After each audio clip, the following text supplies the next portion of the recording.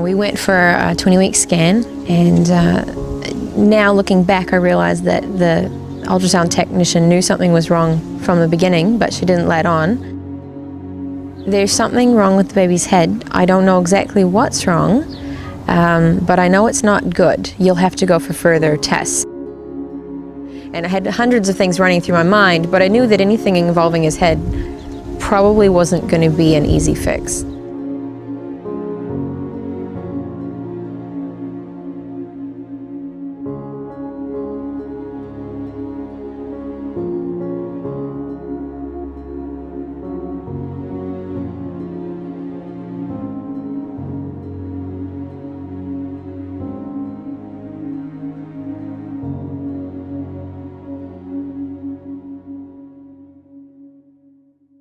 We went for a second scan at Waikato Hospital the week after, and it was at that scan that they said it's called an encephalocele, and they said that basically his skull hadn't completely closed when he was first forming in the first few weeks, and that his brain had actually herniated outside of his skull and was growing in a sac off the back of his skull. And then around 36 weeks, at that point we still thought that there might be something could be done. They said there's a good possibility that surgeons could fix this. And at 36 weeks we went for a scan at Women's Hospital in Auckland, and they sat us down and said, we can't fix this. They said, we don't expect him to live more than a few minutes if he's born alive. Most likely he'll be stillborn. And that was that. There was a real devastation in that, because up until then there was a hope. There was a little bit of light at the end of the tunnel, and to suddenly have it, it's like having the carpet ripped out from under you. You have nothing to stand on, you have nothing left. And I think more than anything we were just devastated that we wouldn't get to have our little boy, and we wouldn't be able to have him with us, and Oceana wouldn't get to grow up with a brother. And there's all that emotion, everything that you had thought or dreamed of, suddenly you're grieving it, and you haven't had it, but you didn't quite have it. We were I think we were still in the ultrasound room, and the obstetrician came in and said, sort of explained again what we'd already been told, and she kind of was holding the clipboard and looks at us and says, now have you considered a termination? And so we said, we're not going to terminate this pregnancy. And she said, okay, I'll make a note of that on your record so that you're not asked that question again. And that was the only time it was ever mentioned. It was still really devastating to hear it, even the once. It was as if, okay, there's something wrong with your baby, so, just get it over with. I did struggle with it at times, because if he's going to die either way, what difference does it make if he dies now or if he dies in 3 months? And what came back to us again and again was that it wasn't our choice to make.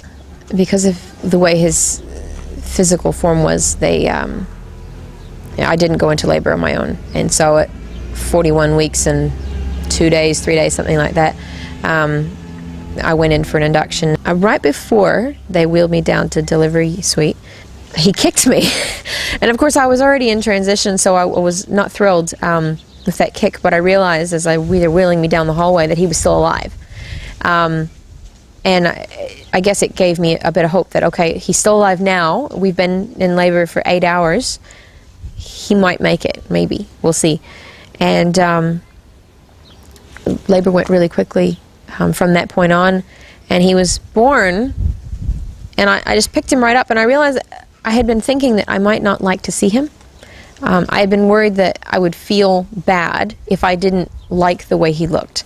And because of the way his skull had grown, it was actually quite, he went from his eyes that went straight back, sort of his forehead sloped backwards instead of going up.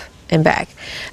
So he did look unusual, and I was afraid that I wouldn't like it, and afraid that I wouldn't bond in that moment, you know, feel like his mother. And I remember picking him up and turning into an ooey gooey mess of mama and talking baby talk to him and realizing that he was alive.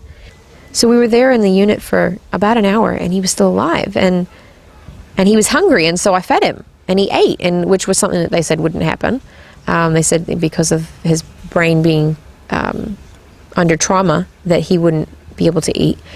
And both my parents were there. Matt's mother was there, and my brother met him, and Oceana was there. So we were all there. We all held the baby, and we're taking pictures and video, and then the doctor started to say, well, you can go back and get cleaned up and take him back to your room. And he was still alive after an hour, and I thought, wow, this is unprecedented. I thought that he'd be gone by now. And so we went down, and I got cleaned up and got dressed, and they said, well, what would you like to do? And I said, well, I don't really want to be in the hospital. And they said, well, what would you like to do? And I said, can I go home? Can he go home? And they said, well, there's nothing that we can do from here. So there's no reason you can't take him home. So at that point, it became an issue of how in the world are we going to get him in a car seat capsule? And we took him home 3 hours after he was born. Took him home that night, and my mom and dad, my dad's a pastor, we sat in our room, and we dedicated his life to the Lord and said, you know, whatever happens, God, his life is dedicated to you, and whatever that means, whether he's gone in the morning or he's here for a few more days, he's dedicated to you. And we cried plenty of tears over that, and put him to bed, set my alarm because he wasn't crying at that point. He didn't cry. Set my alarm to get up and feed him, and he was awake when I fed him, and he was awake in the morning. And every day the doctors would ring and say, so what's the case? You know, what's going on? And every day, well, he's still here, and nothing's wrong. About 3 weeks later, he was still alive, and he started to get an infection on his cephalocele. So I went to the doctor, and the different doctors then had been taking care of him, and they'd said, well, you know, it's probably no use in giving him antibiotics. It's not going to save him. So we said, well, the nurse I was speaking with said, we can give him antibiotics. And I said, oh, they said that they wouldn't give them to him because it's not going to save him. And she said, no, but it'll improve his quality of life for the time he's here. We don't want him to be in pain, so why not give him antibiotics? And Joshua lived for 9.5 weeks at home without any monitors and without any intervention. We had one nurse that we knew personally, and she would come to the house and help us wrap his encephalocele like a wound. When it was wrapped and bandaged quite tight, then we could pick him up. And we took him on holiday to Rotorua. We took him shopping. He went out for coffee with us. We visited friends. He went to church. And he just did so well. In the end, his brain fluid wasn't flushing out of his system like ours does, and so it eventually pushed the encephalocele skin so tight that it ruptured. And at that point, then his brain was susceptible to infection. And we'd been told that once it ruptured, he would be gone within a few hours, or probably within an hour. And when it ruptured, we rang our parents as quickly as possible, had them come. He lived for 36 more hours after his encephalocele had ruptured. And those 2 nights, we slept with him in our bed between us with the lights on, and checked his breathing and checked his heart every chance we could. And on Saturday morning, the 15th of March, I woke up at 2:30, and I could still hear him breathing. And I woke up at 4:30, and he'd gone to be with the Lord. So somewhere between 2:30 and 4:30, he went to be with the Lord. Those 67 days are so surreal. I would wake up every morning and be like, I can't believe he's still here. I can't believe that this baby that was supposed to have died in the hospital is here living at home and wearing clothes. And I can't believe that I have to worry about, oh my goodness, I don't have clothes for this baby. The very first night I said, Matt, we don't have nappies. We don't have a single nappy in the house. We've got to go buy nappies. And I started counting the packs of nappies we went through, and I got excited when I lost count of how many packs of nappies we had. I was quite a happy mom. I mean, I was still at the point of knowing he was going to go, but at that in that time frame, I was so happy that he was there, and I was so proud of him, and I was quite a show-off. I had to kind of remind myself that when I went out in the shop, all the weird looks I was getting was because they kind of look at, what's wrong with that baby? And I'd get all these people would kind of be walk by us in the store, and you could, if you turn back around, you could see him kind of going, what was wrong with that baby? And what was cute was when we'd get him all covered up in a blanket, you couldn't see his seal, and people just thought that he was this micro preem baby because his face was so small. The last 6 weeks we spent with him, we went everywhere. We wanted to live life as normal as this very unnormal situation was, and it was so special. You know, those 9.5 weeks. It seems like it was such a short time, and yet it's this whole lifetime. I mean, it was his lifetime. But it seems like there was so much that happened in that 9.5 weeks because it's so vivid. I only regret that I don't have every memory burned into my brain, because he wasn't a squirmy baby like my other two. He would lay on your chest and just lay there, and we'd have cuddles for hours, and that's we termed it a lifetime of love.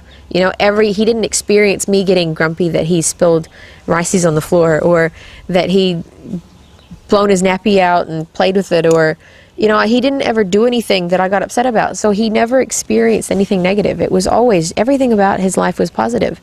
Man, we don't get to watch him graduate from uni, and we don't get to, and my husband still is upset that he doesn't get to teach his son how to play American baseball, but we did get to do a lot of things that we never expected to do.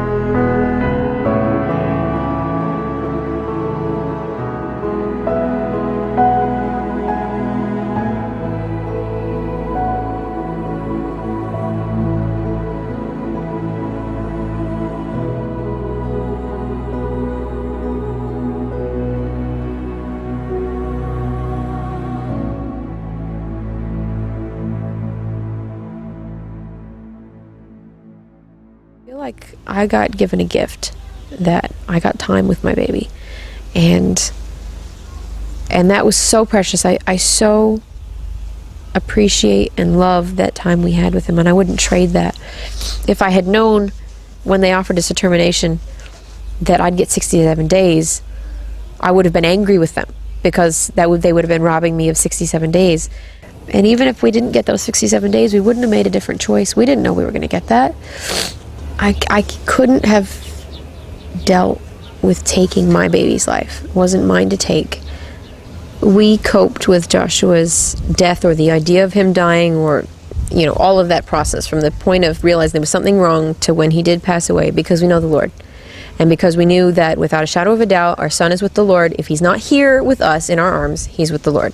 The grief doesn't get any easier, but I knew that if he did pass away, he was going to be fine. That I didn't have to worry about whatever I'm going to worry about, because I know he's okay. And I know that he's happy, he's whole, he's perfect. I started writing a blog about Joshua, and about what I was going through, and about how it's not my right to take my baby's life. I think that was my very first post, was talking about how it's not my right to take baby's life, and we're going to walk through this, and he's precious. And then I started sharing pictures of our family, and going through when I was having a rough day and I needed to have emotional word vomit. It went into the blog, and in the end, when he passed away, people were writing us and telling us about how their lives had changed because of Joshua. And I thought, this is teeny little boy, this little 6-pound baby who couldn't cry, and who didn't move, and barely smiled, and he's changed their life, and changed the way that they look at babies, and changed the way they think about terminating a pregnancy. I never have regretted the time we spent with Joshua. I've never regretted choosing to carry through with the pregnancy, and it's not easy to do, but it's the best decision. People may tell you that it doesn't matter, or that it steps outside moral boundaries, or God wouldn't think any less of you because you chose to end their life a little sooner, because they're going to die anyways. But at the end of the day, you're their parent, and it's your job to protect them. I think it comes down to life is sacred, even if it's not going to be a life the way you once thought it would be. I think my advice is to please give your baby a chance to live. Even if your baby only lives the 9 months inside and is born still, that's still 9 months that they were with you. The choice isn't any different. If he had died right away, and yes, sometimes you're told absolutely positively the baby's going to die, but I've got another friend who was told, your baby's going to die before you reach full term.